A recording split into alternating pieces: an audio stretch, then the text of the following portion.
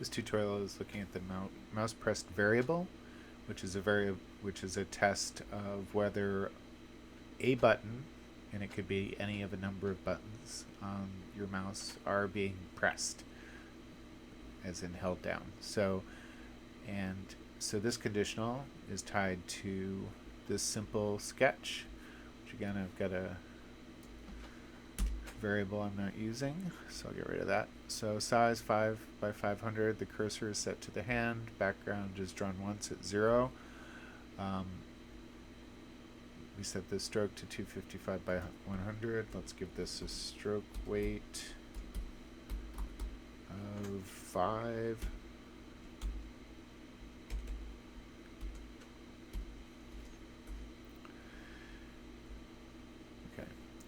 So here we've got the conditional inside of the draw loop, and it says if mouse pressed equals true, so it's a boolean, so and this is any mouse button, then we're going to draw the line, and it's drawing a line between mouse X and mouse Y, the current position of the mouse, and the previous position of the mouse, the previous coordinates. So if we run it, we bring this over here. So now we're moving the mouse around, and we've got the hand, but we're not getting any lines. So now I'm going to click the mouse down, and now it's actually generating lines.